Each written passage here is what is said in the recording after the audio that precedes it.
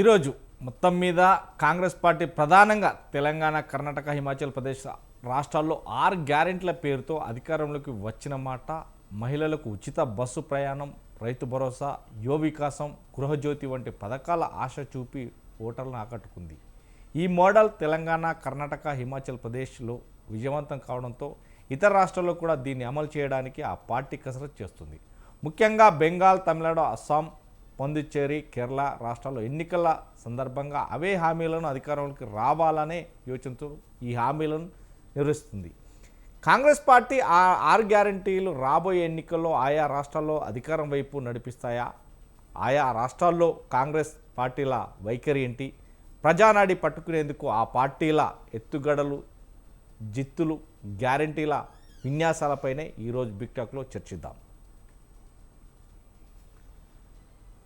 మనతో పాటు బిగ్ టాక్లో పాల్గొంటున్నారు మన్యం కోటేశ్వరరావు, విశ్లేషకులు, అదేవిధంగా శ్యామల్ కార్తిక్ గారు, కాంగ్రెస్ రాష్ట్ర కార్యదర్శి, గౌతమ్ ప్రసాద్, బీఆర్ఎస్ రాష్ట్ర నాయకులు, అదేవిధంగా గంగాపురం వెంకటరెడ్డి గారు, మేధావులపురం రాష్ట్ర అధ్యక్షులు, అదేవిధంగా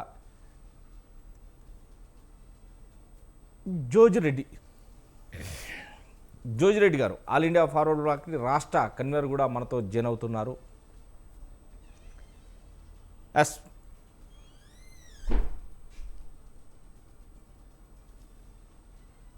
ముందుగా మనం కోటేశ్వర గారు, గుడ్ ఈవినింగ్ అండి. Good evening. కోటేశ్వర గారు, ఇప్పటికైతే చూసాం గత కర్ణాటక రాష్ట్రంలో 5 గ్యారంటీలు అమలు చేస్తామని యువతను, అదేవిధంగా చాలా వరకు వృద్ధులను, వీళ్ళటువంటి వాళ్ళను, రైతులను, ఇలాంటి వాళ్ళను కూడా ఆకట్టుకునే రీతిలో 5 గ్యారంటీల పర్వం నెలకొంది. ఆ నేపథ్యంలోనే అక్కడ మొత్తం మీద రాష్ట్రంలో ప్రభుత్వం ఏర్పాటు చేసింది కాంగ్రెస్ పార్టీ. ఆ నేపథ్యంలోనే తెలంగాణలో 6 గ్యారంటీలు. ఇప్పుడు ఎలక్షన్ జరుగుతున్నటువంటి నేపథ్యంలోనే కర్ణాటక, వివిధ రాష్ట్రాలలో కూడా అవే అనుసరిస్తున్నారు. నిజంగా ఇదంతా కూడా 6 గ్యారంటీల పర్వం అయితే అసలు గ్యారంటీలు అమల్లోకి వస్తున్నాయా? ఎప్పుడు చూసినా సీఎం రేవంత్ రెడ్డి గారు తెలంగాణ వైపు చూడండి, 6 గ్యారంటీలు అమలవుతున్నాయి, వివిధ రాష్ట్రాల్లో చూడండి, కర్ణాటకలో చూడండి అని చెప్తున్నారు తప్ప 6 గ్యారంటీలు అమలవుతున్నాయా? నిజంగా అమలవుతే కనుక ఈ గ్యారంటీలకు సంబంధించి ఆ యొక్క డబ్బులను వెచ్చించడానికి నిధుల సమీకరణ ఎలా చేస్తారు? నిధుల సమీకరణ చేయాలంటే కేంద్ర ప్రభుత్వం ఏదైతే బీజేపీ పార్టీ ఉంది, ఈ నేపథ్యంలో అది ససేమీరా, అంటే వీరికి ఎక్కడ కూడా సపోర్ట్ చేయదు. ఇక చేస్తే కనుక నిజంగా అప్పులు తెచ్చి ప్రజల కుప్పులు ముడ్చడానికే ఈ 6 గ్యారంటీల ఎలా చూడొచ్చండి? నన్ను అడిగింది కోటేశ్వర గారు మిమ్మల్ని. రాజమౌళి గారు, కాంగ్రెస్ పార్టీ నాయకులు సరే రాష్ట్ర ఎన్నికల 5 రాష్ట్రాల ఎన్నికల సందర్భంగా ప్రచారానికి వెళ్ళొచ్చు, లేదా ప్రచారంలో ఉపన్యాసాలు చెప్పొచ్చు. వాళ్ళ గురించి లేదా వాళ్ళ పార్టీ గతంలో సాధించినటువంటి విజయాల గురించి పుంకాలుగా డిస్టర్బెన్స్ వస్తారు.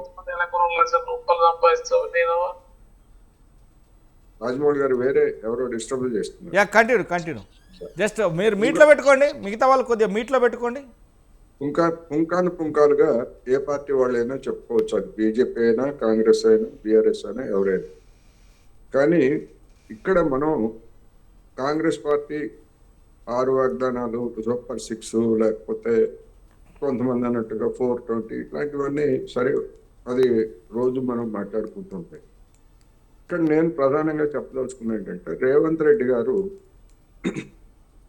కేరళ వెళ్ళి అక్కడ సాధించినటువంటి అభివృద్ధి మొత్తం ఏదో పినరాయి విజయన్ అంటే సిపిఎం నాయకుడిగా ఉన్నటువంటి ముఖ్యమంత్రి సాధించినట్టు, గతంలో కాంగ్రెస్ వాళ్ళు చేసినటువంటి దాన్ని అంతా కూడా తన ఖాతాలో వేసుకున్నట్లు మాట్లాడారని వచ్చినటువంటి వార్తలు.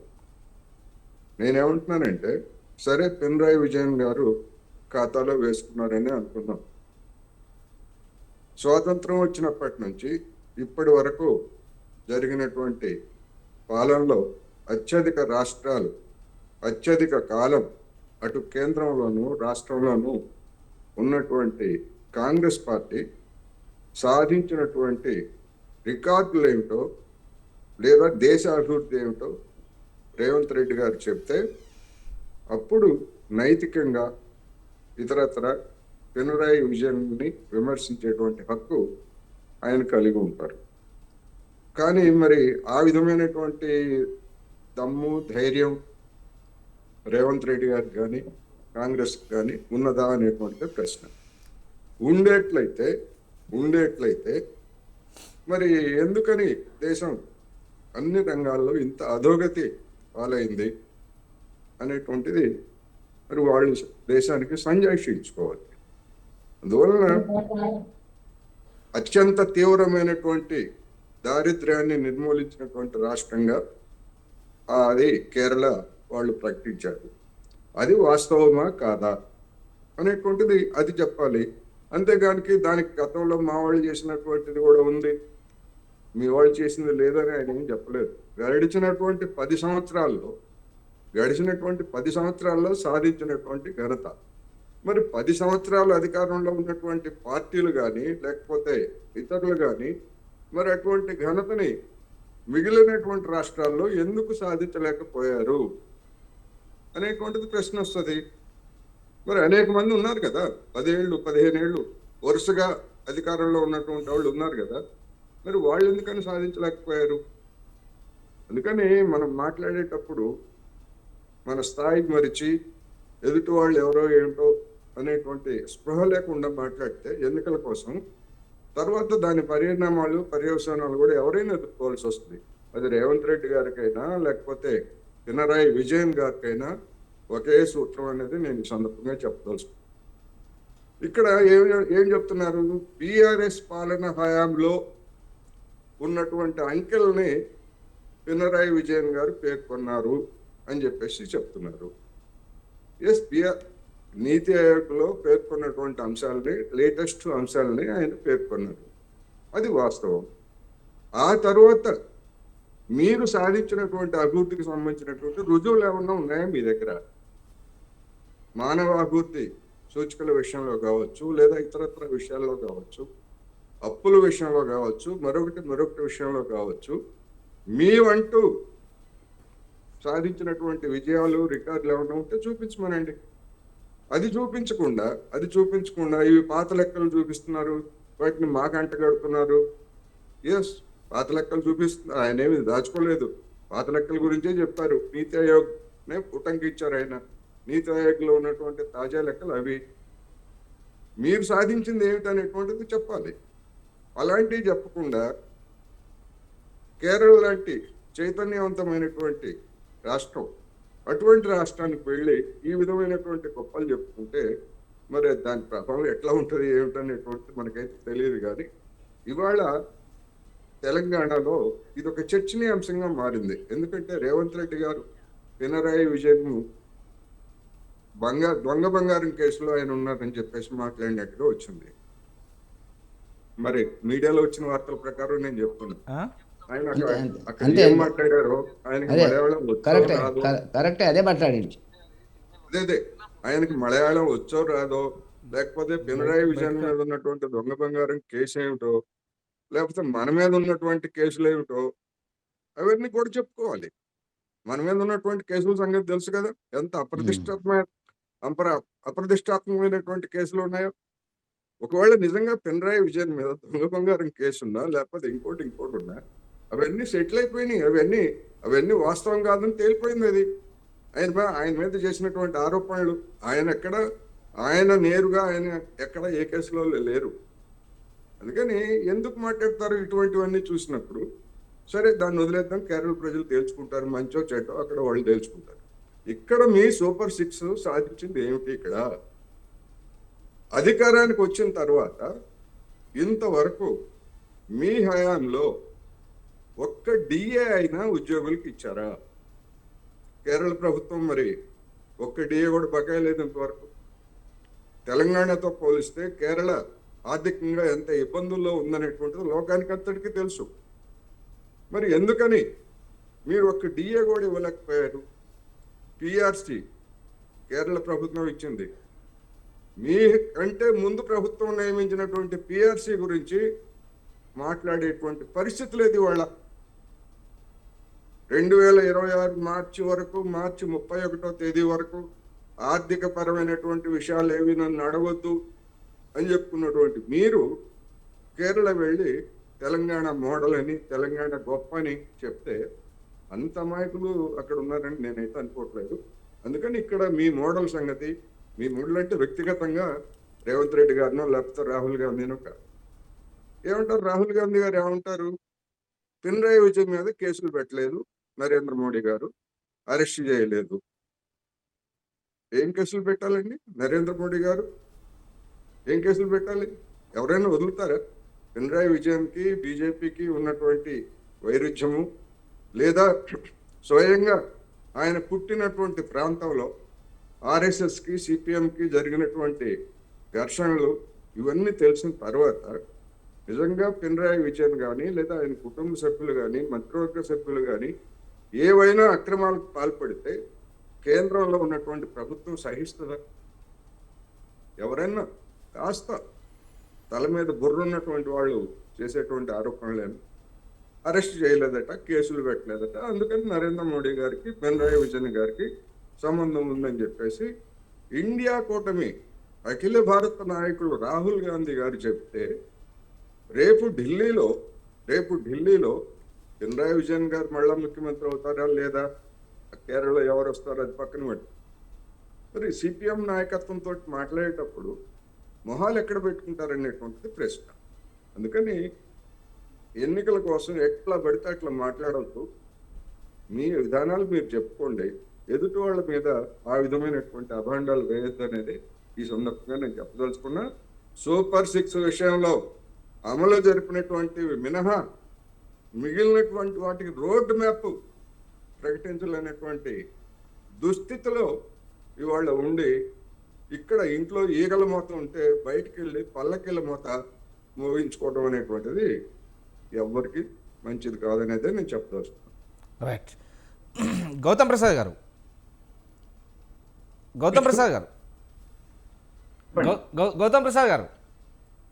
మౌళి గారు చెప్పండి.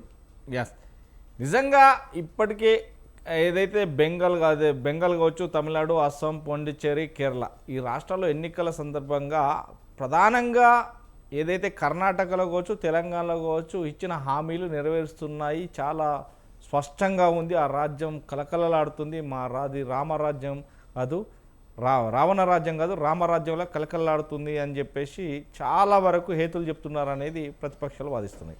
నిజంగానే ఇక్కడ 6 గ్యారెంటీలు అమలు నోచుకున్నాయా లేవా అనే విషయంకి వస్తే, కానీ మిగతా రాష్ట్రాల్లో చేస్తున్నారు. కానీ అప్పులు తెచ్చి కొప్పులు ముడిచే కంటే అసలు ఇన్కమ్ ఎలా సోర్స్ జనరేట్ అవుతుంది, కేంద్ర ప్రభుత్వం నిజంగానే అప్పుల విషయంలో కావచ్చు, లేదంటే నిధుల విషయంలో సమకూర్చడానికి, ఎందుకంటే ఎడ్డం తెడ్డంలాగా ఈ రెండు, అటేమో బీజేపీ ప్రభుత్వం ఉంది కేంద్రంలో, రాష్ట్రంలోనే తెలంగాణ రాష్ట్రంలోనే కాంగ్రెస్ పార్టీ ఉంది. ఈ నేపథ్యంలో ఈ ప్రభుత్వానికి అయితే నిజంగా వచ్చే నిధులు అంటే రైట్ ప్రకారం ఇస్తారు కావచ్చు, కానీ ఆ నిధులు మాత్రం ఇంకా ఇచ్చే దాఖలా లేవు. నిజంగానే ఈ నిధులు తేవాలంటే, ఇట్లా 6 గ్యారెంటీలు అమలు చేయాలంటే, మిగతా రాష్ట్రాల్లో కూడా ఇవ్వాలంటే ఇక పని పాట లేకుండా సోమరిపోతులు తయారు చేసే ప్రభుత్వాలే కాంగ్రెస్ పార్టీ కూడా అదే దక్కర్లో నడుస్తుంది. కానీ ఆకలి అంటే పెట్టదు, కానీ కూర్చున్న వానికి ఇంట్లో తీసుకువెళ్ళి వెళ్తుంది, వాడు పని చేసే పరిస్థితి లేకుండా చేస్తుంది ప్రభుత్వం అని అంటున్నాం. నిజంగా కాంగ్రెస్ పార్టీ 6 గ్యారెంటీల అమలుకు నిధులు సేకరించే పనిలో ఉందా, లేదు అంటే ఆల్రెడీ నిధులు మేము సమకూరుస్తాము అంటుందా, లేదంటే అప్పులు తీసుకొచ్చి పెడుతుందా, ఎలా చూడొచ్చు? సార్, మీకు ప్యానెల్లో ఉన్న పెద్దలు కోటేశ్వరరావు గారికి, వెంకరెడ్డి గారికి, మిగతా కాంగ్రెస్ పార్టీ నాయకులకు, మన ప్రేక్షకులకు గుడ్ ఈవినింగ్ అండి.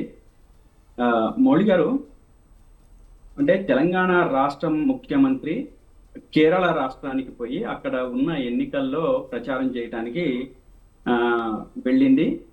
దాదాపు వారం రోజుల నుంచి అందరం మాట్లాడుకుంటున్నాం. అయితే దాంట్లో కేరళ రాష్ట్రానికి పోయి ప్రచారం చేయడానికి రేవంత్ రెడ్డి గారికి ఏం అర్హత ఉంది అని చెప్పేసి నేను ఈ సందర్భంగా అడుగుతున్నా. ఎందుకంటే గత ఎన్నికల్లో అనేక హామీలు ఇచ్చి అలవిగాని హామీలు ప్రజలకు అవి నెరవేర్చకుండా ఏ అంశాన్ని పట్టుకున్నా నెరవేర్చని స్థితి ఈ తెలంగాణ రాష్ట్రంలో ఉంటే ఈ అంశాలన్నీ మేము అమలు చేస్తున్నాము, ఈ హామీలన్నీ అమలు చేస్తున్నామని చెప్పేసి అక్కడికి పోవడం అంటే నాకు ఒక సామెత గుర్తుకొస్తుంది. కూట్లో రాయి ఏనోడు ఏట్లో రాయి తీస్తాడా అని చెప్పేసి ఒక సామెత ఉంది. ఆ కూట్లో ఉన్న రాయ సరిగా తీయలేని పరిస్థితి, ఏట్లో రాయి తీస్తాడా పోయి రేవంత్ రెడ్డి. ఇక్కడ తెలంగాణ రాష్ట్రంలో ఉన్న సమస్యలు, ఇక్కడ తెలంగాణ రాష్ట్రానికి రాష్ట్ర ప్రజలకు ఇచ్చిన హామీలు ఒక్కటంటే ఒక్కటి హామీ అమలు చేయకుండా ఈరోజు కేరళ రాష్ట్రానికి పోయి ప్రచారం చేయడము. అందులో ఒక అభివృద్ధి చెందిన రాష్ట్రం. మీరు తలసరి ఆదాయం చూసుకున్నా, విద్య తీసుకున్నా, ఏ రంగం తీసుకున్నా కానీ కేరళ ఇప్పటి నుంచి కాదండి, దాదాపు 30-40 సంవత్సరాల నుంచి విద్యలో ఏ రాష్ట్రం మొదటి రాష్ట్రంగా ఉంది అని అంటే మనం జనరల్ నాలెడ్జ్ క్వశ్చన్స్ అనేక సందర్భాల్లో వచ్చినాయి. ఎగ్జామ్స్లో, కాంపిటేటివ్ ఎగ్జామ్స్లో, లేకపోతే పుస్తకాల్లో వచ్చిన సందర్భాల్లో కేరళ రాష్ట్రం అనేది ప్రథమంగా ఉంటుంది. ఈ చేతగాని మాటలు, చేవలేని మాటలు, ఏవి పనికిరాని మాటలు, మురికితో నోటితోని ఏదంటే అది మాట్లాడతానంటే కుదరదు సార్. అంటే నిజంగా మనం ప్రజలకు ఏం చేశాము, ఈ చేసిన అంశాల పట్ల మనం చేసినవి ఎంతవరకు అమలైనాయి, నిజంగా అమలైనాయా కాలేదా అని చెప్పేసి మనం ఒక్కసారి మాట్లాడుకుంటే, మనం మాట్లాడుకోవాల్సిన అవసరం లేదు. కోటేశ్వరరావు గారు కానీ, వెంకటరెడ్డి గారు కానీ, జోగిరెడ్డి గారు కానీ, గౌతమ్ ప్రసాద్ కానీ, మౌళి గారు మాట్లాడాల్సిన అవసరం లేదు సార్. ఆయనే మొన్న చెప్పిండు, రైతు బంధు ఇచ్చినాం, అందినయో లేవో మాకు తెలియదు, సంక్షేమ పథకాలు ఇచ్చినాం, అందినయో లేదో మాకు తెలియదు అని చెప్పేసి అన్నది మనం కాదు కదా సార్. మీరు మన ఛానల్లో ఉన్న ఇప్పుడు చర్చలకు వచ్చిన పెద్ద మనిషిలో మాట్లాడింది కాదు కదా, స్వయంగా ఆయన నోటి నుంచి మాట్లాడిన మాటలే కదా. ఎంత వచ్చినాయో రాలేదని చెప్పేసి మాట్లాడింది ఎవరు? ఆయన కదా. అదేవిధంగా ఇక నుంచి ప్రభుత్వం దగ్గర భూములు లేవు పేద ప్రజలకు ఇవ్వడానికి అని చెప్పేసి మాట్లాడింది ఈ ముఖ్యమంత్రి కదా. అదేవిధంగా సంక్షేమ కార్యక్రమాలకు ఇక నిధులు లేవు, వచ్చే పరిస్థితి లేదు, ఇచ్చే పరిస్థితి లేదు, నన్ను కోసుకు తిన్నా డబ్బులు లేవు అని చెప్పేసి మాట్లాడింది ఈ ముఖ్యమంత్రి కదా. ఈయన పోయి అక్కడ పోయి కేరళ రాష్ట్రంలో హనుమంతుడి ముందు కుప్పగంతులు అన్నట్టు వేశాలేదు. దాన్ని సమాజం హర్షిస్తుందా? కనీసం శాంటిటీ ఉండాలి. శాంటిటీ అనేది ఉండాలి. ఏదైనా చెప్తున్నాం, ఒక మాట మాట్లాడుతున్నాము, సమాజానికి ప్రజలకు ఒక మెసేజ్ ఇస్తున్నామంటే దానికి ఒక బేసిక్ ఉండాలి, పునాది ఉండాలి. పునాది ఉండి మాట్లాడాలి. నరం లేని నాటుక ఇష్టం వచ్చినట్టు మాట్లాడినట్టు ఈరోజు నువ్వు ఇక్కడ తెలంగాణలో మాట్లాడి తెలంగాణ ప్రజలకు మభ్యపెట్టి మసిపూసి మారేడుకాయ చేసి నమ్మించి గొంతు కోసి ఈరోజు మళ్ళా కేరళలో వెళ్ళి అక్కడ ప్రజలకి గొంతు కోయడం కోసమే కదా ఇక్కడ అమలు చేస్తున్నామని చెప్పేసి అంటున్నది. ఏది ఒక్కడు చెప్పమని చెప్పి ఇదే కాంగ్రెస్ పార్టీ వాళ్ళని. ఎవరికైనా సరే ఈ ఊర్లో, ఈ రాష్ట్రంలో, తెలంగాణ జిల్లాలలో ఏ జిల్లాకైనా వాళ్ళు ఎంచుకున్న జిల్లా, వాళ్ళు ఎంచుకున్న ప్రాంతం, వాళ్ళు ఎంచుకున్న గ్రామానికి వెళ్ళి అడుగుదాం, ఒక సామాన్య జనానికి అడుగుదాం, రాష్ట్రంలో ప్రజలు సుఖశాంతులతో ఉన్నారా, సంక్షేమ ఫలాలు అందుతున్నాయా, 6 గ్యారెంటీలు వచ్చినాయా, 2500 మహిళలకు వచ్చినాయా, స్కూటీలు వచ్చినాయా విద్యార్థులకు, 2 నుంచి 4000 పెన్షన్ అయిందా, అడుగుదాం. ప్రతి అంశం అడుగుదాం. అడిగిన తర్వాత ఆ ప్రజలు కనుక నిజంగానే అవును మాకు రేవంత్ రెడ్డి గారు ఇచ్చిన 6 గ్యారెంటీలతో పాటు 420 హామీలు కూడా అమలైనాయి అని చెప్పేసానంటే ఇక్కడ కూర్చున్న వాళ్ళు ఎవరు మాట్లాడడానికి అంశాలు ఉండవు సార్. ఇక్కడ కూర్చున్న వాళ్ళం మాట్లాడుతున్న వాళ్ళకి ఎవరికి ఏ అంశం కూడా మాట్లాడడానికి ఉండదు. కానీ దానికి విరుద్ధంగా పోయి కేరళలో ప్రచారం చేయడం, ఇంకా ఈయన స్టార్ క్యాంపెయినర్ ఏ మొహం పెట్టుకొని ఆ స్టార్ క్యాంపెయినర్ ఇచ్చిందో నాకు తెలియట్లేదు. రేపు బొక్క బోర్ల పడ్డ తర్వాత అసలు విషయం బయటకు వస్తుంది.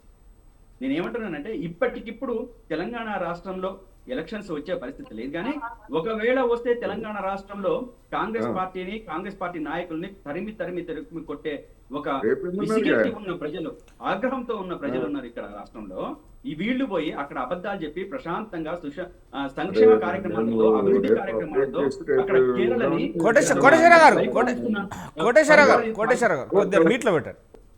పరిపాలిస్తున్న ఆ రాష్ట్రాన్ని విజయన్ గారి మీద ఇష్టం వచ్చినట్టు మాట్లాడము అది ఎంతవరకు కరెక్ట్ అండి? నేనేమంటున్నానంటే కనీసం మినిమం నాలెడ్జ్ కూడా లేదు సార్. ఎన్డీఏతో కలిసి వచ్చే ఎవరు, ఇండియాతో కలిసి వచ్చే వాళ్ళు ఎవరు, ఈ కలిసి వచ్చే వాళ్ళలో మనం ఏం ప్రయారిటీ ఇవ్వాలి, వాళ్ళ మీద ఏం ఎలిగేషన్ చేయాలనే కనీస రాజకీయ పరిజ్ఞానం లేదా సార్? ఏం నేర్చుకున్నాడు సార్ ఈయన? ఇక్కడ ఏం నేర్చుకున్నాడు? నేను రాజకీయ పరిజ్ఞత ఉందా? ఈయనకు రాజకీయంగా పరిపక్వత ఉందా? ఏముంది? ఏమీ లేదు సార్. ఇష్టం వచ్చినట్టు మాట్లాడడం, ఎదుటి వాళ్ళ మీద బట్టగాల్చి మీదేయటం తప్ప ఇతనికి ఒక రాజకీయ పరిపక్వత, రాజకీయ జ్ఞానం, రాజకీయ అంశాల పట్ల ఒక పరిజ్ఞానం అనేది ఎక్కడ లేదు. భౌగోళిక అంశాల మీద లేదు, రాజకీయంగా లేదు, ఏ అంశాల మీద లేని ఒక దరిద్రపు స్థితిని తెలంగాణ రాష్ట్ర ప్రజలు తెచ్చుకొని ఉంచుకున్నారు సార్ నెత్తి మీద. ఏ అంశమైనా తీసుకోండి, అంటే మాట్లాడే మాటకు ఒక శాంటిటీ ఉండదు, చేసే పనులకు అసలు పొంతన ఉండదు, అసలు చేస్తున్న పని ఏంటో చెప్పే పరిస్థితి లేదు. ఇప్పటిదాకా 2.5 సంవత్సరాలు గడుస్తుంది. ఈ తెలంగాణ రాష్ట్రంలో చేసిన ఒక సంక్షేమ కార్యక్రమం ఒకటి చెప్పమనండి. అదేవిధంగా అమలు చేస్తున్న 6 గ్యారెంటీలో ఒక అంశం చెప్పమనండి. వీళ్ళు పోయి ఏ మొహం పెట్టుకొని మాట్లాడతారు అంటున్నా. ఈ కాంగ్రెస్ పార్టీ నాయకులకు, ముఖ్యంగా రేవంత్ రెడ్డి గారికి కొంచెం ప్రజల పట్ల ఒక నిబద్ధత, ఒక అంకిత భావముతో పనిచేసి మాట్లాడే వ్యక్తిత్వం ఉన్న మనిషి అని చెప్పేసానంటే అది ఏ క్వశ్చన్ కూడా లేని మనిషి. అటువంటి మనిషి, ఒక విశ్వసనీయత లేదా మనిషి, విశ్వాసం లేని మనిషి ఇతను పోయి కేరళలో పోయి చెప్తే కేరళ ప్రజలు నమ్మడానికి వాళ్ళైతే అంత అమాయకులు కాదని చెప్పేసి నేను అనుకుంటున్నాను. సరే, ఒకటి ప్రసాద్ గారు, అంశాలు పనిచేస్తూ ప్రసాద్ గారు, ఏదైతే బీఆర్ఎస్ పార్టీ, బీఆర్ఎస్ అంటే తెలంగాణ రాష్ట్ర సమితి పార్టీ గెలిచిన తర్వాత రెండోసారి టీఆర్ఎస్ను కాస్త బీఆర్ఎస్ చేసిన నేపథ్యంలోనే ఇతర రాష్ట్రాల్లో అటు ఆంధ్రప్రదేశ్ అయినా ఇటు మహారాష్ట్ర అయినా వెళ్ళి ఇక్కడ కూడా మేము పోటీ చేస్తాం, ఇక్కడ కూడా తెలంగాణలో చూపెట్టిన విధంగా చూపెడుతున్నాం అనేది అప్పుడు ముఖ్యమంత్రి సీఎం ఉన్నటువంటి నేపథ్యం కేసీఆర్ గారు కూడా చెప్పడం జరిగింది. కానీ ఇక్కడ తెలంగాణలో అమలు చేసినటువంటి పథకాలని మిగతా రాష్ట్రాల్లో అమలు చేస్తామంటే అప్పులు చేసి కుప్పలు పెట్టడమేనా, లేదా అప్పుడు బీఆర్ఎస్ కూడా చేసినటువంటి దాఖలాలు అనేది మాట్లాడుతున్నారు నేపథ్యం ఉంది. అంటే ఎవరికైనా కానీ, అంటే ఎవరికైనా కష్టపడుతున్న వ్యక్తికి రూపాయి సహాయం చేద్దామనే తప్ప కష్టపడని వ్యక్తికి కూడా 10 రూపాయలు ఇద్దామనేది ఎంతవరకు కరెక్టు? ఈ ఎప్పుడైతే ఈ పథకాలు తీసుకొచ్చిన నేపథ్యం ఇది కరెక్టే అంటారా రాష్ట్రాలలో? మౌళి గారు, నేను అంటే ఈ అంశం నేను యాక్చువల్గా చాలా పెద్ద సబ్జెక్ట్ అని చెప్పేసి మీరు ఇందాక అన్నప్పుడు నేను టచ్ చేయలేదు. సరే, నేను ఒక అంశం చెప్తాను. ఎందుకంటే ఇతర రాష్ట్రాలలో పోయి మేము సంక్షేమ కార్యక్రమాలు అమలు చేస్తామని చెప్పేసి అని, అదేవిధంగా అన్ని రాష్ట్రాలకు మేము తిరిగిన మాట వాస్తవం, చెప్పిన మాట వాస్తవం, దానికి ఒక బేస్ ఉంది. తెలంగాణలో మేము అమలు చేసినాం, ఆ రోల్ మోడల్గానే ఇతర రాష్ట్రాల్లో మేము అమలు చేయడానికి ప్రయత్నం చేసినాం. ఇప్పుడు మీరు అంటున్న రెండో అంశం ఏంటంటే, అంటే తీరిగ్గా కూర్చొని తినే వాళ్ళకు సంక్షేమ పథకాలు ఎందుకు, కష్టపడని మనస్తత్వం వస్తుంది, సోమరితనం వస్తుంది, ఇంకా రకరకాలుగా ఏదో కొంతమందికి అటువంటి ఆలోచనలు ఉంది. నేనేమంటున్నానంటే సార్, మొత్తం దేశ బడ్జెట్లో సంక్షేమానికి పేద ప్రజలకు ఎన్ని లక్షల కోట్ల రూపాయలు కేటాయించారు? అదేవిధంగా కొన్ని వేల మందికి కంపెనీలు సబ్సిడీల కింద భూములు తీసుకొని, అప్పనంగా సబ్సిడీలు తీసుకొని, అప్పనంగా రాయితీలు తీసుకొని, అప్పనంగా అన్ని రకాల సౌకర్యాలు తీసుకొని వాళ్ళు ప్రజలకు అందిస్తున్న ఉద్యోగాలన్నీ, అదేవిధంగా ఇంకా ఇతర ఇన్ఫ్రాస్ట్రక్చర్స్ అని, వాళ్ళ యొక్క ఉపయోగం ఏంటి అని చెప్పేసి మనం మాట్లాడుకుంటే దానికి దీనికి చాలా తేడా ఉంటుంది సార్. ఒక పేదవాడికి రేషన్ బియ్యం ఇస్తే ఏడుపు, ఒక పేదవాడికి యూరియా ఫ్రీగా ఇస్తానంటే ఏడుపు, ఒక పేదవాడికి ఇంకో రకమైన ఒక సబ్సిడీ ఇస్తానంటే ఏడుపు, అదేవిధంగా పెన్షన్ ఇస్తానంటే ఏడుపు. కానీ ఎన్ని వేల కోట్ల రూపాయలు, లక్షల కోట్ల రూపాయలు ప్రైవేట్ కంపెనీలకు దారాదత్తం చేసి, భూములను దారాదత్తం చేసి, లాభాలు వస్తేనేమో ప్రైవేట్ వాళ్లకు, నష్టాలు వస్తేనేమో అదే ప్రైవేట్ కంపెనీలకు కేటాయించే స్థితి ఈ దేశంలో ఉంది సార్. ఈ దాన్ని మనం పర్ఫెక్ట్ గా మాట్లాడకుండా, ఇంకా నేను చాలా చాలా సీరియస్ గా చాలా విషయాలు మాట్లాడాలి, కానీ మన సబ్జెక్ట్ అంతా డైవర్ట్ అవుతుంది అని చెప్పేసి నేను ఇంకా పోవట్లేదు. చాలా చాలా దారుణమైన, దుర్మార్గమైన ప్రచారం చేస్తున్నారు దీని మీద కొంతమంది. అవగాహన ఉండో నేను చెప్తున్నా సార్, ఏ రాష్ట్రంలోనైనా ఏ కంపెనీకైనా అతి తక్కువ ధరకు భూములు ఇచ్చిన మాట వాస్తవం కదా. అదేవిధంగా వాళ్ళకి అక్కడ భూములు ఇచ్చిన తర్వాత వాళ్ళ వాటా ఆ రాష్ట్ర ఆదాయంలో కావచ్చు లేదా దేశ ఆదాయంలో కావచ్చు వాళ్ళకి ఎంత వస్తుంది?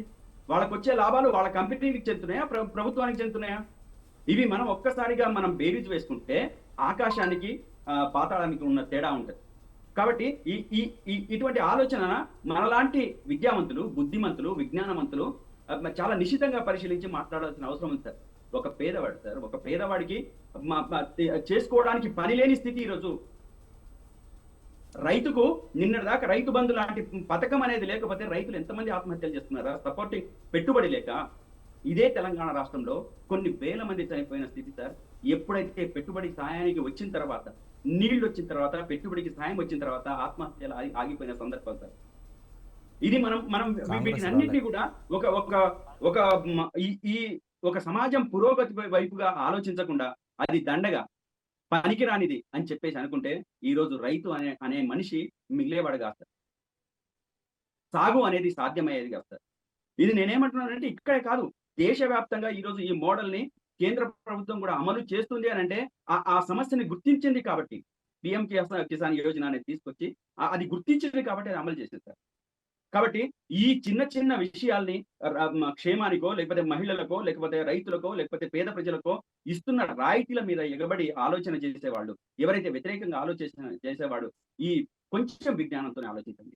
ప్రైవేట్ కంపెనీలకు ఇస్తున్న రాయితీల గురించి ఆలోచించండి. ప్రైవేట్ కంపెనీలకు వస్తున్న లాభాల గురించి ఆలోచించండి. ప్రైవేట్ కంపెనీలు దేశంలో ఉన్న ప్రభుత్వానికి ఇస్తున్న తిరిగి ఇస్తున్న ఆదాయాన్ని ఒక్కసారి ప్రశ్నించండి. ఇవన్నీ కూడా మనం మాట్లాడుకోకుండా ఒక్క పేదల విషయంలోనే టార్గెట్ చేసి మాట్లాడడం అంటే అది చాలా చాలా దుర్మార్గం సార్. ఇది ఆ మాత్రం కూడా పని ఉట్టిగానే కూర్చొని ఈ రోజు 2000 పెన్షన్ ఇస్తున్నారని చెప్పేసి ఎవరు ఇంట్లో కూర్చోవట్లేదు సార్, వాళ్ళకి తోచిన పని చేసుకుంటున్నారు. అదేవిధంగా 5,000 రూపాయల పెట్టుబడి సాయం చేస్తుంటే కేవలం అక్కడ కూర్చుంటే వస్తున్నది కాదు సార్, వాళ్ళ పంట పండిస్తున్నారు. అదేవిధంగా మహిళలకు ఒక పెన్షన్, ఒక పెద్దవాళ్ళకి పెన్షన్, వయసు అయిపోయిన వాళ్ళకి పెన్షన్ ఇస్తున్నారని అంటే అది బతుకు సార్. వాళ్ళ జీవించే హక్కుని ఈ ప్రభుత్వం కాపాడుతున్న బాధ్యత ఉంది సార్. ఆ బాధ్యతలోంచి మనం మాట్లాడాల్సిన అవసరం ఉంది సార్. ఈ అవసరాన్నే మేము గుర్తించము, లేకపోతే వీళ్ళకి పెన్షన్లు ఎందుకు, లేకపోతే ఇంకో ఇటువంటి సంక్షేమ పథకాలు ఎందుకు అని చెప్పేసానంటే దానికి ప్రభుత్వాలకు, ప్రజలకు ఇక మాట్లాడుకోవడానికి ఇంకేముండదు. కాబట్టి ఈ అంశాలు కాకుండా మనం ఇంకా చాలా చాలా విషయాలు మాట్లాడాలి. ఆ విషయం మీద చాలా లోతుగా మాట్లాడాలి. లోతుగా మాట్లాడే సందర్భంలో పేదవాళ్ళ గురించే మాట్లాడడం కాదు, ఉన్నత వర్గాలకు సంబంధించిన ఈ పెద్ద పెద్ద లక్షల కోట్ల రూపాయలు పెట్టుబడులు పెట్టి, అదేవిధంగా వాళ్ళ కంపెనీలకు అప్పనంగా భూముల్ని తీసుకున్న వాళ్ళ గురించి మనం మాట్లాడాలి. అదేవిధంగా వాళ్ళకు రాయితీలు ఇస్తున్న దాని గురించి మాట్లాడాలి. వాళ్ళకి ఇస్తున్న రాయితీల ముందు వీళ్ళకి ఇచ్చే సంక్షేమ పథకాలు ఎంత సార్? ఒక్క అదానికే దాదాపు 80,000 కోట్ల రూపాయల్ని మాఫీ చేసింది సార్ సెంట్రల్ గవర్నమెంట్. ఎందుకు మాఫీ చేసింది? అదే 80,000 కోట్ల రూపాయలు దేశవ్యాప్తంగా ఉన్న కాంగ్రెస్ ప్రభుత్వం గతంలో ఉన్నప్పుడు 2014లో అనుకుంటాను రైతుల అప్పుని రద్దు చేసింది సార్. 80,000 కోట్ల రూపాయలు నాకు బాగా గుర్తుంది.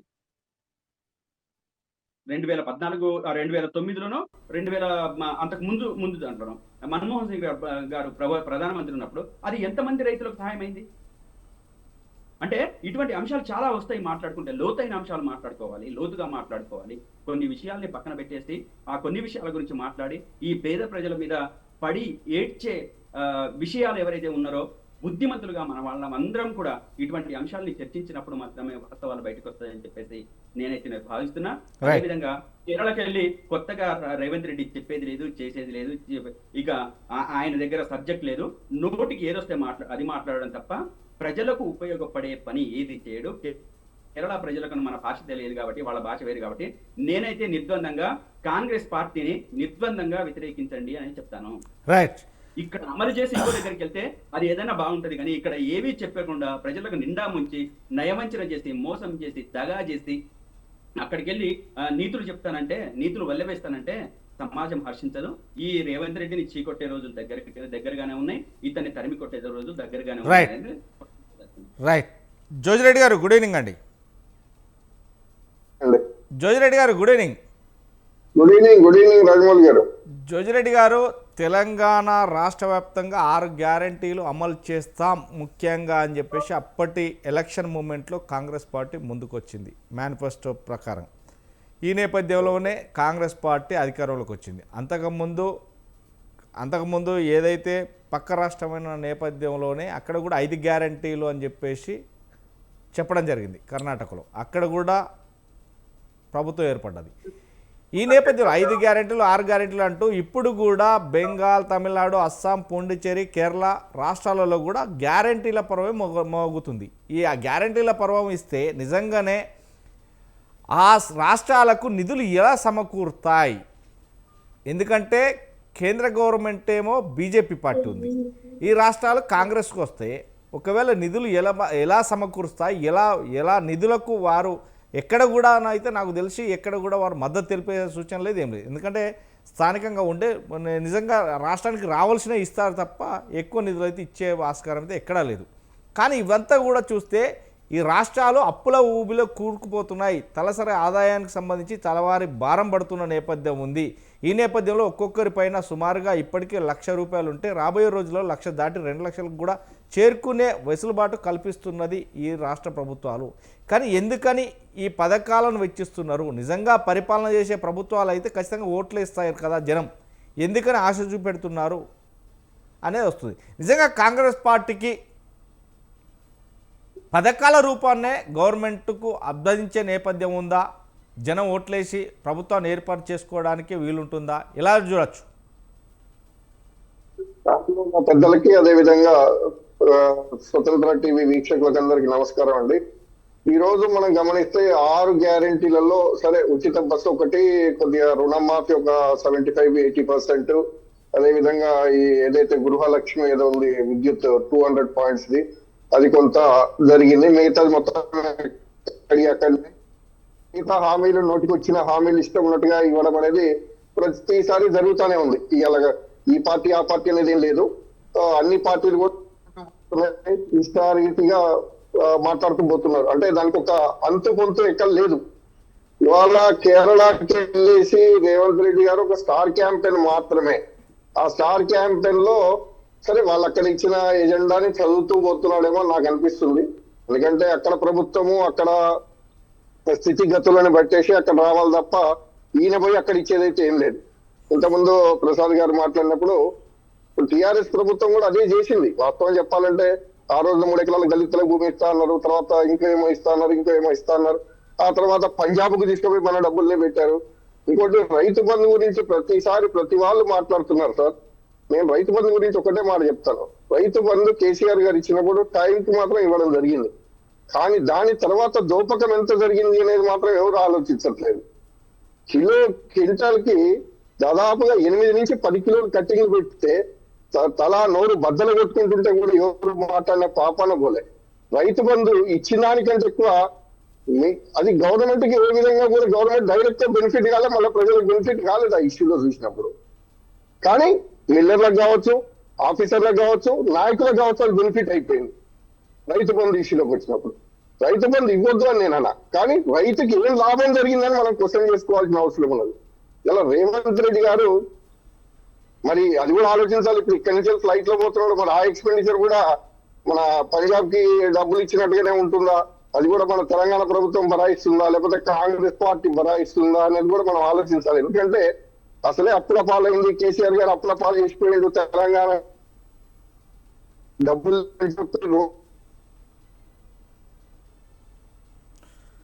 జోజిరెడ్డి గారు ఎక్కడైనా పక్కకు తీసుకోరా? మీరు వెహికల్లో జర్నీలో ఉన్నట్టున్నారు, కొంచెం పక్కకు తీసుకోరా జోజిరెడ్డి గారు. జోజిరెడ్డి గారు ఎస్, ఆయన లైన్ కట్ అయినట్టు. ఎలక్షన్ అంటే డబ్బులు, ఎలక్షన్ అనేది డబ్బులు. జోజిరెడ్డి గారు ఒక్క 5 నిమిషాలు ఎక్కడ పక్క కాపుకోరా. K. Muralidhar and S. Rajeshwar Rao from Geo Savan. Election అనేది డబ్బుతో జరుగుతున్నది. యా హలో జోజిరెడ్డి గారు, మీరు బండి ఎక్కడ పక్క కాపుకోరా ఒక్క 5 నిమిషాలు. ఆపినాను. Okay, continue. ఎలక్షన్ అనేది డబ్బులతో కూడుకున్న వ్యవస్థ. ఈ డబ్బులు అనేది నిజంగా మరి సూట్ కేసులే మనం మాయమై తెలంగాణ సొమ్మంతా కూడా తీసుకుపోయి కేరళలో అటు ఎక్కడైనా పంచుతున్నారని కూడా మనం ఆలోచించాల్సిన అవసరం ఉన్నది. అంతేకాదు ఇవాళ ఈ గ్యారెంటీల విషయం కాడికి వచ్చినప్పుడు వాస్తవంగా కూడా ఇక్కడ లేని హామీలు, అంటే అలిమి కాని హామీలు ఇచ్చుకుంటూ రకరకాలుగా అక్కడ పోయి కూడా ప్రచారం చేయడము, ఇక్కడ అమలు చేయాలి అంటే ఎంత బర్డెన్ అవుతుంది ప్రజల మీద. మనం ఇచ్చిన మాట నిలబెట్టుకుంటున్నామా? మనం ఇప్పుడు 2.5 సంవత్సరాలు అయింది. 6 గ్యారెంటీలలో ఎంతవరకు పూర్తి చేయగలిగాం? మిగతా హామీలు ఇచ్చినప్పుడు ఎంత పూర్తి అయింది అనేది ఎక్కడ కూడా ఆలోచన చేయకుండా ఇదే ముఖ్యమంత్రి పోయి అక్కడ హామీలు ఇవ్వడము, అంటే వాళ్ళ పార్టీ తరఫున ఇస్తుండొచ్చు, వాళ్ళు అక్కడ గవర్నమెంట్ చేస్తుండొచ్చు, కానీ ఇది అలిమి కాదు, నిజం మాట్లాడుకుందాం అనే ఆలోచన ఎక్కడ చేసినట్టు అనిపించలేదు. అంటే ఒక ముఖ్యమంత్రి హోదాలో ఉన్న వ్యక్తి ఖచ్చితంగా ఆలోచించాలి. అక్కడ కూడా చెప్పాలా, మాతో ఇప్పలేదు మరి రాష్ట్రంలో అంత నిధులు ఉన్నాయా లేవా, మనం చేయగలుగుతామా లేదా, ప్రజలకు తప్పుడు సమాచారం ఇస్తున్నామా, ఆలోచించే ఇది లేకుండా కేవలం ఓట్ల కోసం అబద్ధాలన్నీ ప్రచారం చేసుకుంటూ పోతున్నారు తప్ప ఇంకొకటి లేదు. ఇవాళ తెలంగాణ కాడికి వచ్చేటప్పుడు మాత్రం తెలంగాణలో ఏ హామీలు కూడా నిలబెట్టుకునే పరిస్థితి లేదు.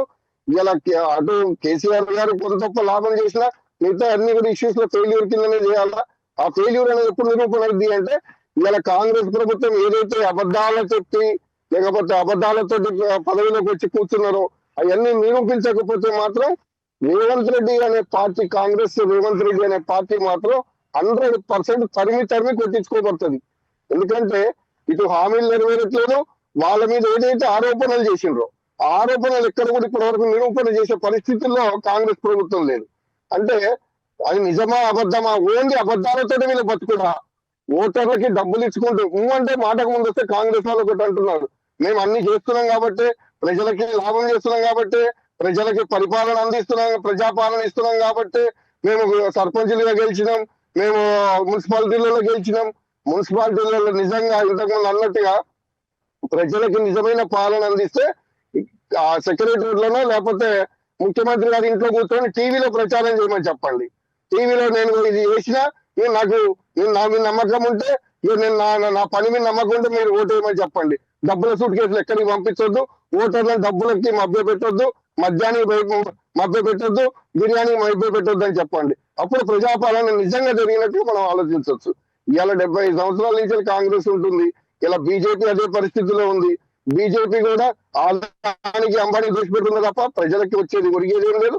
తప్పుడు మత ప్రచారాలు చేసుకుంటూ అక్కడ ప్రజలను రెచ్చగొట్టుకుంటూ మత విషయాన్ని నాటుకుంటూ పోతున్నారు వాళ్ళు. ఎక్కడ కూడా రాజకీయాలుగా నిజంగా ప్రజల కోసం ఆలోచన చేసి ప్రజాపాలన అందిస్తున్నాం అన్న ఒక్కరు లేరు. ఇలా నిజంగా కేరళకి పోయి వీళ్ళు ప్రచారం చేసే అవసరం లేదు. పోవాలి అని అంటే ఎవరండి ఇలా మంత్రులు ఒక్కరు లేరు తెలంగాణలో. ఇష్టాలు ఏం నడుస్తుందో ఎవరికి లేదు, బావిలో నిండిపోతున్నాయి. ఆ కాళేశ్వరంలో ఏదైతే నీళ్లు ఉన్నాయో ఆ కాళేశ్వరం నీళ్లు ఆ పంపులు పెట్టిన ధర కొట్టొచ్చు కదా, అది లేదు, పంపులు కూడా నడిపించట్లేదు. వాటర్ టోటల్ గ్రౌండ్ వాటర్ అంతా తగ్గిపోయిన పరిస్థితిలో ఉంది. వీళ్ళు పోయి ప్రచారంలో అక్కడ కూర్చుంటారు. ఉత్తమ్ కుమార్ రెడ్డి తమిళనాడుకి ఇన్ఛార్జ్ అంట. అయ్యా ఉత్తమ్ కుమార్ రెడ్డి గారు, మీరు వడ్ల మీద రైస్ దోసుకున్న డబ్బులు, వాళ్ళ దగ్గర ఉన్న డబ్బులన్నీ రికవరీ ఎప్పుడైతాయి? కొన్ని వేల కోట్ల రూపాయలు ఉన్నాయి, ప్రజల సొమ్ము, అవన్నీ లేదు. మరి ఇక్కడ మరి కలెక్షన్ అంతా తీసుకుపోయి మళ్ళీ తమిళనాడులో ఇన్ఛార్జ్ గా ఖర్చు పెడుతున్నారో తెలియదు. ఇవన్నీ కూడా ప్రజలు బాగా ఆలోచించాల్సిన అవసరం ఉంది. ప్రజల్లో మార్పు రావాలండి. ఫస్ట్ ప్రజల్లో మార్పు వచ్చే తప్ప ఇవన్నీ జరగవు. ఇలా ఏదైతే 5 గ్యారెంటీలు 6 గ్యారెంటీలు ఇవన్నీ కూడా సోమవారం ఉన్నారు. ప్రసాద్ గారు అంటున్నారు పేదవాడికి చేస్తే తప్ప, లేకపోతే మినిస్ట్రీ పెద్ద పెద్ద ఇండస్ట్రీస్ కి ఇస్తలేరంటే, ఇండస్ట్రీస్ కి ఇచ్చినప్పుడు ఈ బాధ్యత కేసీఆర్ ప్రభుత్వం ఇచ్చింది, చంద్రబాబు ప్రభుత్వం ఇచ్చింది, రాజశేఖర రెడ్డి ప్రభుత్వం ఇచ్చింది, ఇవాళ రేవంత్ రెడ్డి గారి ప్రభుత్వం కూడా ఇస్తుంది భూములు. కానీ నేనేమంటా, వాళ్ళకి ఇంకా సరి అయినా వాళ్ళు చెప్పిన సిస్టమ్స్ ఏదైతే ఉన్నాయో, మన టర్మ్స్ అండ్ కండిషన్స్ ఏదైతే ఉన్నాయో, వాళ్ళకి ఇచ్చిన సబ్సిడీస్ ఏదైతే ఉన్నాయో, ఆ టర్మ్స్ అండ్ కండిషన్స్ ఫాలో కాకపోతే ఎవరిదైనా రికవర్ చేసే బాధ్యత మనపై పెట్టుకోవాల్సిన ఉన్నది. ఎందుకంటే వాళ్ళు చెప్పిన ఉద్యోగాలు ఇచ్చిందా లేదా, వాళ్ళు కట్టాల్సిన ట్యాక్సులు కడుతున్నారా లేదా చూడాల్సిన బాధ్యత కూడా ప్రభుత్వానికి. అది కూడా చూడాల్సిన అవసరం ఉన్నది. ప్రసాద్ గారు చెప్పింది నేను తప్పు పట్టట్లేదు, కానీ ఆ బాధ్యత ఉంది. అదే విధంగా ఇలా దళిత బంధు అని ఇచ్చిందండి. దళిత బంధులో ఎంత ఘోరమైన సిచ్యువేషన్ అండి. ఎవరికైనా ఉపయోగపడేది ఒక ప్రాజెక్టు చేసిన దాంట్లో అంటే ఒక్కొక్కరికి ఒక 45 నుంచి 50-80 లక్షల రూపాయలు మిషన్ అండి. ఒక కుటుంబంలో 8 మంది పేర్లు రాసిచ్చారు. ఒక్కరికన్నా మిషన్ నడిపించుకునే కెపాసిటీ ఉందా? వాళ్ళకి వర్క్ చూపెట్టగలిగినమా? అది లేదు. ఇట్లా పేద ప్రజలకు కూడా వాళ్ళకి అవసరం ఉన్నట్టుగా వాళ్ళకు ఒక భూమి కొనిచ్చు, లేకపోతే వాళ్ళకి వ్యవసాయానికి ఒకటిగా చేయడమో ఇట్లాంటివి చేసినట్టు వాళ్ళకు ఉపయోగపడి అది లేదు. మళ్ళీ ఆయన కేసీఆర్ గారు ఊర్లో గమనించండి, ఇంటికి 10 లక్షలు ఇచ్చిండు. దేనికోసం ఇచ్చిండు? ఇవాళ ఇష్టారీతిగా ఈ విధంగా ఇచ్చుకుంటూ పోయి ప్రజలను అప్రపాలు చేయడమే తప్ప ఇంకొకటి లేదు. ఇలా రేవంత్ రెడ్డి గారు అక్కడికి పోయి హామీలు ఇవ్వడం కాదు, ఫస్ట్ ఇక్కడ ఇచ్చిన హామీలు నెరవేర్చే బాధ్యత కాంగ్రెస్ ప్రభుత్వాన్ని కాంగ్రెస్ బాధ్యతగా తీసుకొని పనిచేయాలి. ఇక్కడ నేను అమలు చేయగలుగుతున్నా లేదా అని చెప్పేసి అక్కడ గ్యారెంటీల గురించి మాట్లాడాలని మేము చెప్తున్నాం. రైట్. ఎస్ గంగావరం వెంకరెడ్డి గారు, గుడ్ ఈవినింగ్ అండి. నమస్తే, చెప్పండి. వెంకరెడ్డి గారు, ఏదైతే తెలంగాణ రాష్ట్రంలో కావచ్చు, లేదంటే కర్ణాటక రాష్ట్రంలో కావచ్చు, మొత్తం మీద ప్రభుత్వం ఏర్పడ్డ తర్వాత, ప్రభుత్వం ఏర్పడే ముందు అయితే ఇచ్చిన హామీలు 6 గ్యారెంటీలు 5 గ్యారెంటీలు అమలు అవుతున్నాయా లేదా అనేది రాష్ట్ర ప్రజలు చూస్తున్నారు. కానీ గ్యారెంటీల పరంపర నేపథ్యంలోనే మిగతా రాష్ట్రాలకు కూడా, ఏదైతే తమిళనాడు, అస్సాం, పాండిచ్చేరి, బెంగాల్, కేరళ రాష్ట్రాలలో ఎన్నికలలో హడావుడి నేపథ్యంలోనే మొత్తం 5 గ్యారంటీల పర్వం అనేది గ్యారంటీలు అనేది మాత్రం ఈ పర్వం కొనసాగిస్తుంది. నిజంగా ఇది రైతులకు లేకుంటే ప్రజలకు మేలు చేసేటియా, లేదు అంటే పని చేసుకునే వాడిని మేము పెడతామని చెప్పడమా? ఈ డబ్బులు ఎక్కడి నుంచి తీసుకొస్తారు, ఈ నిధులు ఎట్లా సమకూరుతాయి? నిజంగానే రాష్ట్ర ప్రభుత్వానికి కేంద్ర ప్రభుత్వం ఇచ్చే రైతులో ఉంటే సేమ్ ఒకే గవర్నమెంట్ ఉంటే పర్లేదు, ఆ రాష్ట్రానికి ఖచ్చితంగా అప్పుల్లో ఉంది కాబట్టి, లేకుంటే అక్కడ నిధులు లేవు కాబట్టి సమకూరుతాయి. కానీ అక్కడ మీ బీజేపీ పార్టీ కేంద్రంలో ఉంది, మిగతా రాష్ట్రాలలో మాత్రం అంటే ఇక్కడ ఏదైతే పక్క రాష్ట్రం కావచ్చు మన రాష్ట్రం కావచ్చు ఇక్కడ కాంగ్రెస్ ఉంది. కానీ 6 గ్యారంటీలు 5 గ్యారంటీలు అమలవుతున్నాయా లేదు అంటే కాదు రావట్లేదు అని ప్రజలు చెప్తున్నారు, ప్రతిపక్షాలు మీరు కూడా చెప్తున్నారు. కానీ ఈ నేపథ్యంలో మిగతా రాష్ట్రాలలో కూడా ఎందుకని ప్రజలను సోమరిపోతులాగా తయారు చేయడానికి హామీలు పరంపర ఎందుకు చేపడుతున్నది కాంగ్రెస్ పార్టీ? ఎలా చూడొచ్చు? ఇప్పుడు ఒకటి రాజమౌళి గారు, లైవ్లో ఉన్న పెద్దలు కోటేశ్వరరావు గారితో సహా మిత్రులందరికీ కూడా నమస్తే. మీరు అడిగిన ప్రశ్న అనేటువంటిది చాలా విషయాలకు లింక్ అయి ఉన్నటువంటిది. అక్కడ భారతీయ జనతా పార్టీ ఉంది, రాష్ట్రంలో ఇంకో పార్టీ ఉంది కాబట్టి వనరులు పంపిణీ అనేటువంటిది, ద్రవ్య నిధులు అనేటువంటిది రాష్ట్రం నుంచి కేంద్రం నుంచి రాష్ట్రానికి వచ్చేటువంటి దాని మీద ఒక పద్ధతి ఉంటుంది. ఆ పద్ధతిని భారతీయ జనతా పార్టీ పాటిస్తుంది. అది 15వ ఆర్థిక సంఘం కానివ్వండి, 16వ ఆర్థిక సంఘం కానివ్వండి. ఇప్పుడు నేనేమంటున్నా అంటే, మీరు అడిగినటువంటి ప్రశ్న, రేవంత్ రెడ్డి గారు అన్ని రాష్ట్రాలు పోతున్నాడు. మహారాష్ట్ర పోయినాడు, హర్యానా పోయినాడు, ఇక్కడ పోయినాడు, కేరళ పోతున్నాడు, రెండవసారి కేరళ, తమిళనాడు, ఇవన్నీ తిరుగుతున్నాడు. తిరిగి ఏం చెప్తున్నాడు అక్కడ? మా 6 గ్యారెంటీలు చూడండి, బ్రహ్మాండంగా ఉంది, వెలిగిపోతుంది, మీరు వచ్చి చూడండి ఒకసారి ఆ వెలుగులో. ఆ పద్ధతిలోనే ఇక్కడ కూడా మేము అధికారంలోకి వస్తే మేము వాటిని అమలు చేస్తాం అనేటువంటిది 100 కోట్ల అడ్వర్టైజ్మెంట్లు, ప్రజా డబ్బును, తెలంగాణ ప్రజా డబ్బును దుర్వినియోగం చేస్తూ ఆయన చేస్తున్నటువంటి ప్రకటనలు మనం గమనించవలసినటువంటిది మొదటి అంశం. వాళ్ళ మేనిఫెస్టో 42 పేజీల మేనిఫెస్టో నా దగ్గర ఉంది, చాలా భద్రంగా పెట్టినాను. దీంట్లో 6వ పేజీలో 2వ చాప్టర్లో 6 గ్యారంటీలకు సంబంధించినటువంటి అంశాల గురించి చెప్పారు. ఒక్క నిమిషం దీంట్లో నేను చెప్తాను. మహాలక్ష్మిలో మహిళలకు ప్రతి నెల 2,500 గుండు సున్నా, పెద్ద గుండు సున్నా ప్రతి మహిళ కంట. అది ఇచ్చేదేందో చచ్చేదేందో ఎవరికి ఇస్తారో ఇచ్చినాడో సంగతి తెలియదు. ప్రతి మహిళ ఎంత మోసం చేస్తారో చూడండి. ఆ వర్డ్ ఏదైతే కాంగ్రెస్ పార్టీ తెలంగాణ ఎన్నికల మేనిఫెస్టోలో అమలుపరిచిందో, పొందుపరిచిందో చాలా ఆక్షేపణీయము. 500కే గ్యాస్ సిలిండరు, 500 గ్యాస్ సిలిండర్ వాసన చూపించింది తప్ప స్టాచ్యురేషన్ పాయింట్లో ఇప్పటి కూడా నేను ఛాలెంజ్ చేస్తా, అమలు కాలే. ఎందుకంటే మా పక్కనే చాలా మంది ముస్లింలు ఉన్నారు, ఒక్కొక్క ఇంట్లో 10 మంది ఉన్నారు. నేను అడుగుతా, నై సభ అమలుతో నయ్యారే, అమలు నైదైతే కథేనా అని. ఆర్టీసీ బస్సులో ఉచిత ప్రయాణం ఇది ఒకటి కొంతవరకు అమలయ్యింది, బస్సులు తగ్గించినారు. మళ్ళీ ఈ ఆధార్ కార్డు చెల్లదు అని బోర్డులు పెట్టుకొని తిరుగుతున్నాయి. నేను అప్పుడప్పుడు బస్సులు ఎక్కుతాను రాజమౌళి గారు, ఆధార్ కార్డు చెల్లదు అంటే దాంట్లో ఎక్కొద్దు అని అర్థం. రెండవది, నేను నా ప్రాక్టికల్గా చెప్తున్నాను, మా మిస్సెస్తో సహా అప్పుడప్పుడు కొంతమంది మిత్రులు చిన్నజీవ స్వామి ఆశ్రయానికి వెళ్తుంటారు. అప్పుడప్పుడు వెళ్తున్న క్రమం లోపల 5-6 కలిస్తే చాలు బస్సు ఆపడు. కండక్టర్ ఏదో ఉచితంగా తన ఇంటనే ఇచ్చినట్టుగా అవమానం చేస్తున్నటువంటి పరిస్థితి. ఈ విషయాన్ని నేను అశ్వత్థామరెడ్డి గారిని, ఇంకో సంఘం ఆ సిపిఐకి సంబంధించిన ఆర్టీసీ సంబంధించినటువంటి సంఘం దృష్టి కూడా తీసుకురావడం జరిగినటువంటిది. అంటే అవమానం చేయడం, వాళ్ళు ఎక్కకముందే 60-65 ఏళ్ళు మహిళలు ఎక్కకముందే బస్సును నడిపించడము, స్టార్ట్ చేయడము, మూవ్ చేయడం అనేటువంటి జరుగుతున్నటువంటిది. ఇది నా దృష్టికి వచ్చినటువంటి ప్రధానం ఏంటంటే, ఇది భవిష్యత్తులో ఇది ఒక ఇష్యూ కింద చేయాలనేటువంటి ప్రయత్నంలో నేను ఉన్నాను.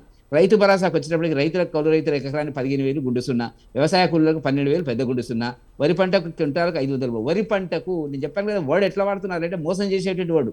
వరి పంట అంటే ఆనాడు చెప్పినారు ఏది పండించిన, తర్వాత ఏం చేసినారు, సన్నాయి నొక్కులు నొక్కి మధ్య ఎగ్గొట్టి ఈ మధ్య 1-2 పంటలకు ఏం చేస్తున్నారు, సన్న బియ్యము అనే దానికి చేస్తున్నారు. అది పార్షియల్గా ప్రతి కుటుంబానికి 200 యూనిట్ల ఉచిత కరెంట్ కూడా కొన్ని గ్రామాలలో కొన్ని ఇండ్లకు ఇచ్చినటువంటి పరిస్థితి కనపడుతుంది, కానీ మొత్తంగా ఇంప్లిమెంట్ చేయలే. ఇందిరమ్మ ఇండ్లు సరే ఏదో అంటున్నారు, కడుతున్నాం చేస్తున్నాం అనేది, ఇచ్చింది ఎంతమందికి అనేది మనకు తెలియదు. ఉద్యమకారులకు 250 చదరపు గజాలు గౌరవ ముఖ్యమంత్రి గారు దాని గురించి మాట్లాడే ఓపిక కూడా ఆయనకు లేదు. యువ వికాసం, విద్యార్థులకు 5 లక్షలు, విద్యా భరోసా కార్డు ఏందో అర్థం కాలే, ప్రతి మండలం తెలంగాణ ఇంటర్నేషనల్ స్కూల్ ఏందో అర్థం కాలే, ఏదో అక్కడక్కడ ఏదో స్టార్ట్ చేసినట్టుగా కడుతున్నామని చెప్తున్నారు. నెలకు 4,000 పెన్షన్ ఇస్తామన్నారు, గోవిందా.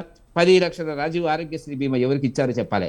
నేనేం చెప్తున్నాను, దీంట్లో ఒక 10-15% దీంట్లో అమలు చేసిన మాట వాస్తవం. దీన్ని కేరళకి తీసుకెళ్ళి ఏం చెప్తున్నాడు గౌరవ ముఖ్యమంత్రి గారు, బ్రహ్మాండంగా చేసినాం అనేటువంటి మాట చెప్తున్నారు. ఎందుకు కేరళలో వామపక్ష పార్టీలో ఉన్నటువంటి బలంగా ఉన్నటువంటి పరిస్థితి, ఇక్కడ ఉండేటువంటి నాయకులు అక్కడ చెప్పడం లేదా? దీంతో రేవంత్ రెడ్డి గారు ఒక్క పిట్టకు 2 దెబ్బలు అంటే అటు కాంగ్రెస్ పార్టీని నాశనం పట్టించేటువంటి పరిస్థితి, అది అంతర్గత సమస్య. రెండవది, జాతీయ స్థాయిలో అవునన్నా కాదన్నా కూడా కమ్యూనిస్టులు కాంగ్రెస్ కూటమిలో, ఇండియా కూటమిలో ప్రధాన పాత్ర వహిస్తున్నది. వాళ్ళు చాలా సాక్రిఫైస్ చేసి కూడా వాళ్ళ ముందుకు తీసుకుపోయిన బీజేపీకి వ్యతిరేకంగా ఉండేటువంటి ఒక విధానం మీద వస్తున్నటువంటిది. ఇప్పుడు అక్కడ కోటేశ్వరరావు గారు రేపు ఏం జరగబోతుంది ఢిల్లీలో? రాహుల్ గాంధీ గారు తిరుగుతున్నాడు. రాహుల్ గాంధీ గారు తిరుగుతున్నారు, రేవంత్ రెడ్డి గారు తిరుగుతున్నారు, ఇంకా ఇంకా మరి సమన్వయం ఎక్కడ ఉంటుందండి? మీ ఎన్నికలు వచ్చినప్పుడు మీరు నిజంగా కాంగ్రెస్ కమ్యూనిస్టులు ఒకటి అని అనుకున్నట్టయితే కాంప్రమైజింగ్లో అక్కడ సీట్ల సర్దుబాటు జరగాల. ఆ రెండు పార్టీలకు కూడా ఆ లక్షణం అనేటువంటిది లేదు. కాబట్టి నేనేమంటున్నా, 420 గ్యారెంటీ 420 నిజంగా లెక్క పెడితే 42 పేజీలు 420 లెక్క చూసుకున్నట్టుంది. 420 అనేటప్పటికి అందరి బోగస్ కావాలనే పెట్టారా 420 మరి అనేటువంటి మనకు తెలియదు. ఇప్పుడు నేనేమంటున్నా అంటే ఈ 6 గ్యారంటీలను ఎన్ని అమలు చేసినారు అనేటువంటిది, ఇంకెప్పుడు చేస్తారు అనేటువంటిది మీరు అంటున్నారు. ప్రతిసారి మీరు ఇవాళ డిస్కషన్లో మాట్లాడింది డబ్బులు ఎవరు ఇస్తారు అనేటువంటిది మీకు తెలుసో తెలియదో రాజమౌళి గారు ఒక విషయం చెప్తాను. ఫస్ట్ వీక్ ఆర్థిక సంవత్సరం ఏప్రిల్ 26 సంబంధించినంత వరకు ఫస్ట్ వీక్లో 1900 కోట్లు రిజర్వ్ బ్యాంక్ నుంచి కొత్త పద్ధతిలో అప్పులు తీసుకునేటువంటి ఒక పద్ధతిని వాళ్ళ రిజర్వ్ బ్యాంక్ వాళ్ళు ఇంట్రడ్యూస్ చేసినారు. ఈ 1900 ఫస్ట్, తర్వాత 2000, ఈ నెలలోనే 3900 కోట్లు అప్పులు చేస్తున్నారు.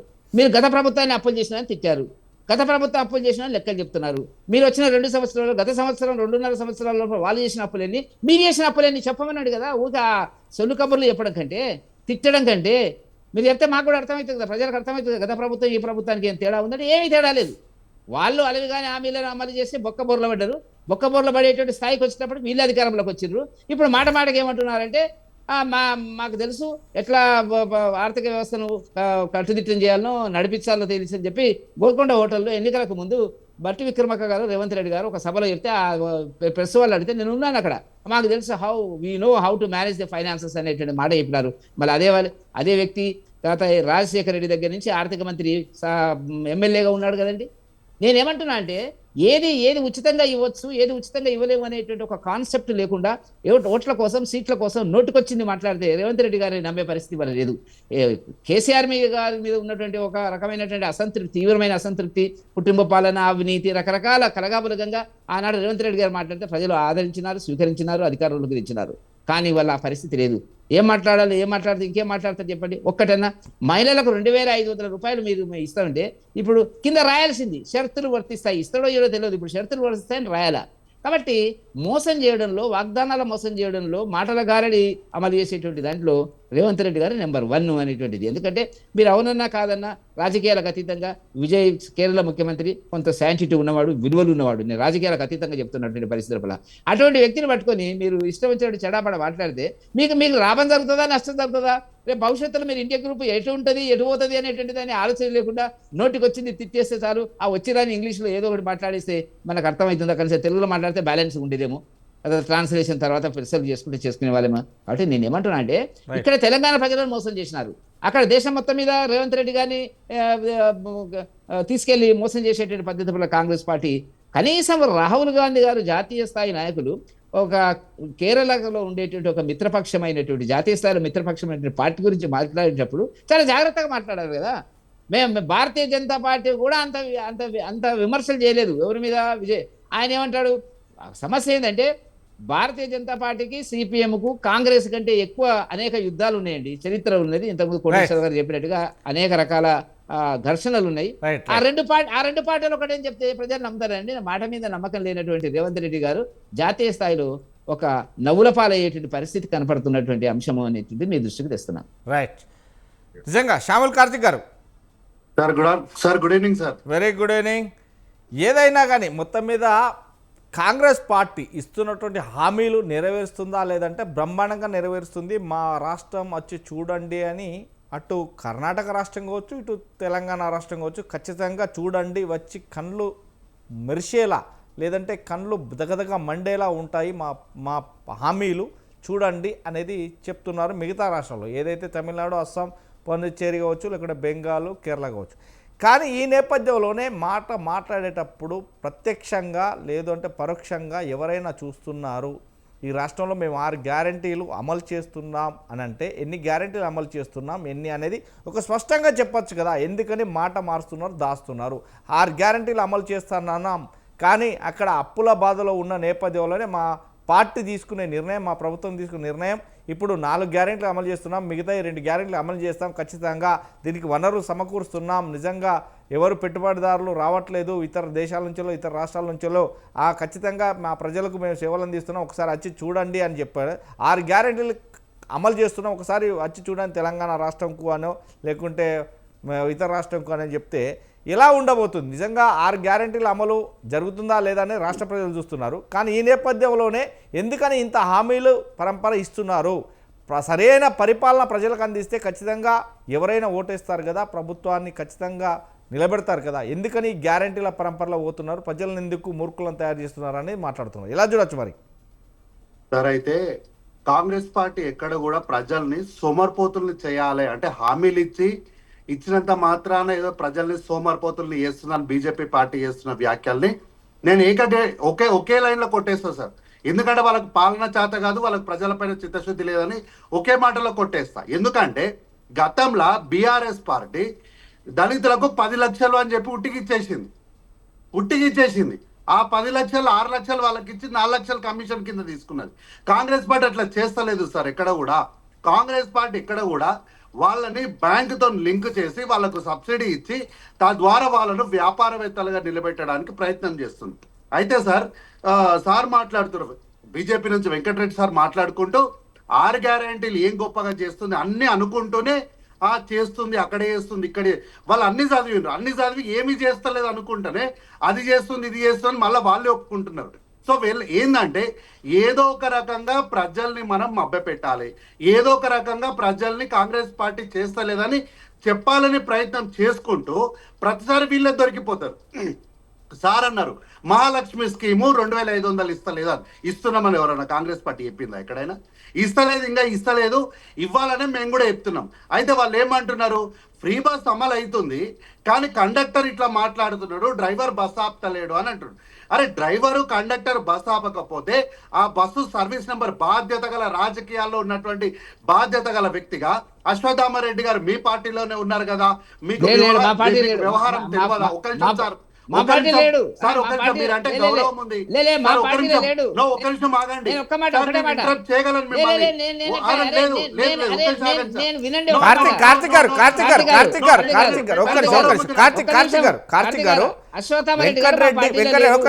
వెంకరెడ్డి గారు చెప్పేదంటే అశ్వత్థామరెడ్డి మా పార్టీ లేడు అంటున్నారు. బస్ అంతే, బస్ కంటిన్యూ. అయితే సార్ సరే వారి పార్టీలో ఉన్నారా లేరా అనేది మనకి ఇక్కడ సబ్జెక్ట్ కాదు. మీరు బాధ్యత గల రాజకీయ నాయకుడిగా మీకు వ్యవహారం అంతా తెలుసు కాబట్టి బస్సు టికెట్ పైన ఆ బస్సు సర్వీస్ నంబర్ ఉంటది, పూర్తి స్థాయి వివరాలు ఉంటాయి.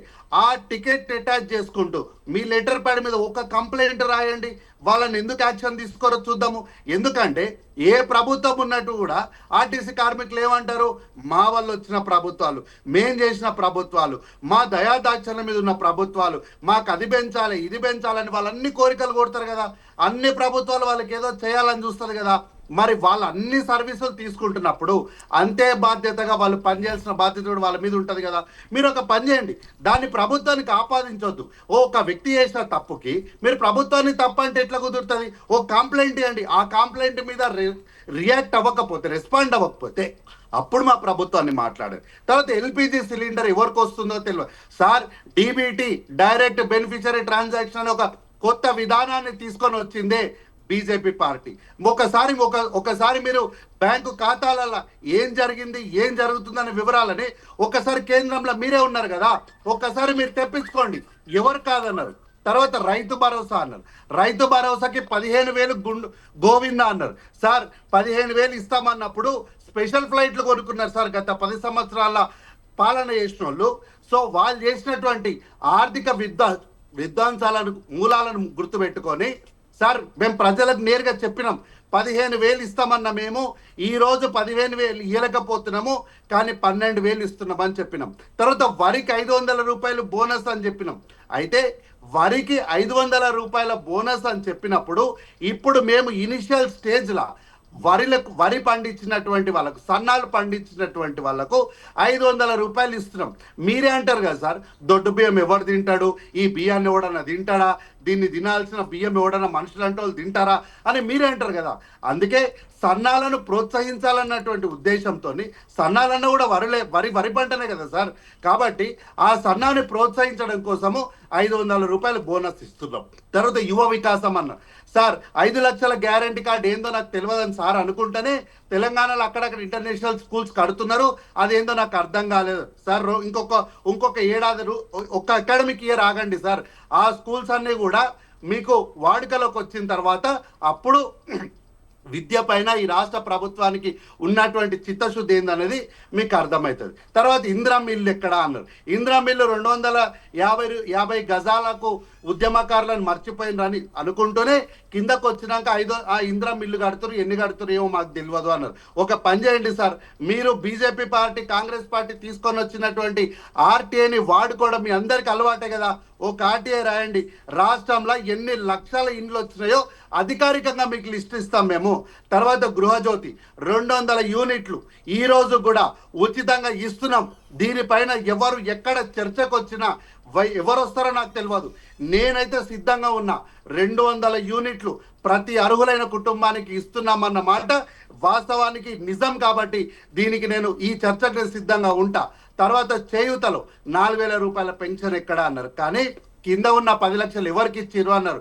ఒక్కసారి హాస్పిటల్స్కి వెళ్ళండి, ఆరోగ్యశ్రీ కింద ఉన్నటువంటి వాళ్ళకు 10 లక్షల కింద వైద్యం అందుతుందా లేదా అని మీరు ఒక్కసారి ఎంక్వైరీ చేసుకోండి. మీరు ఏ ఎంక్వైరీ చేయకుండా, మీకు ఏం దానిపైన అవగాహన లేకుండా ఉట్టిగా ఎవరికి ఇస్తున్నారో మాకు తెలియదు అంటే ఒక పని చేయండి, మీరు ఇక మీ వ్యవస్థను మొత్తం తీసుకొని వెళ్ళి ఎక్కడెక్కడైతే ఆరోగ్యశ్రీ ఉందో హాస్పిటల్స్లలో ఆరోగ్యశ్రీ కౌంటర్ ఉంటుంది, ఆ కౌంటర్ దగ్గర కూర్చోండి సార్. ఒక రోజు కూర్చుంటే మీకు ఎంతమందికి ఇస్తున్నామో అర్థమవుతుంది. సార్ ఈ రోజు ఏదో గ్యారంటీలు ఇస్తుంది కాంగ్రెస్ పార్టీ, ఉచితాలు ఇచ్చేస్తుంది, ప్రజల్ని సోమరిపోతులు చేస్తుంది అంటున్నటువంటి వీళ్ళు సార్, మనకు 1947లో మనకు డాలర్తోని రూపాయి ఎక్స్చేంజ్ ₹3.30 సార్.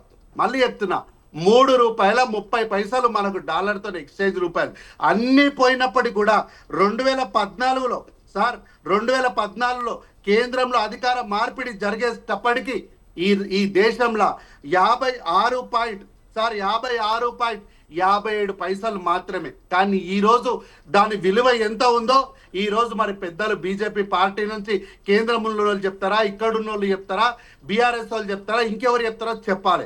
కాబట్టి దేశంలో మొత్తం ఆర్థిక వ్యవస్థల్ని మూలాలన్నిటిని కూడా సర్వనాశనం చేస్తూ ఈరోజు రాష్ట్రాల యొక్క హక్కులను కాలరాస్తూ పునర్విభజన అంటూ సౌత్ ఇండియాకి పూర్తిగా అన్యాయం చేస్తూ ఈరోజు మళ్ళీ కాంగ్రెస్ పార్టీ చేస్తున్నటువంటి పాలన పైన ఈరోజు రేవంత్ రెడ్డి గారు అక్కడ ప్రచారం చేస్తే ఏదో 4 ముక్కలు ఇంగ్లీష్ అంట. సార్ ఇంగ్లీష్ ఏం లేదు సార్, మా మంచి ఇంగ్లీష్ గురించి రమ్మని చెప్పామంటే చెప్పండి, మా డ్రైవర్ని కూర్చోబెడతా. ఎంత పెద్ద ఛానల్ అయినా నేను వెనకకెళ్ళి సబ్జెక్ట్ ఇస్తే ఆ ఇంగ్లీషు, ఆ వొకాబులరీ, ఆ యాక్సెంట్ మా డ్రైవర్ కన్నా మంచిగా కేటీఆర్ కాదు ఇంకెవరు కూడా మాట్లాడలేరు. కాబట్టి ఇంగ్లీష్ అనేది జస్ట్ లాంగ్వేజ్ సార్, దాన్ని పట్టుకొని మీరు ఏదో పెద్ద కార్తిక్ రైట్. మొత్తం మీద ఈరోజు బిక్టక్లో పాల్గొన్నటువంటి మన్నెం కోటేశ్వరరావు గారికి, శ్యాముల్ కార్తిక్ గారికి, గౌతమ్ ప్రసాద్ గారికి, గంగాపురం వెంకరెడ్డి గారికి, అంబటి జోజిరెడ్డి గారికి థ్యాంక్ యూ వెరీ మచ్ అండి. ఏది ఏమైనప్పటికీ మాత్రం రైతులకు, ప్రజలకు మంచి మేలు జరిగితే ఖచ్చితంగా వారి బాగోగులు చూసుకొని వారికి నమ్మకమైన ఒక విశ్వాసం గల మాట ఇస్తే ఆ ప్రజలు వారి వెంటే ఉంటారు. ఏ పార్టీనైనా గెలిపించి ప్రజా పట్టాభిషేకం కడతారనే స్వచ్ఛం నిజం అనేది నమ్ముతుంది.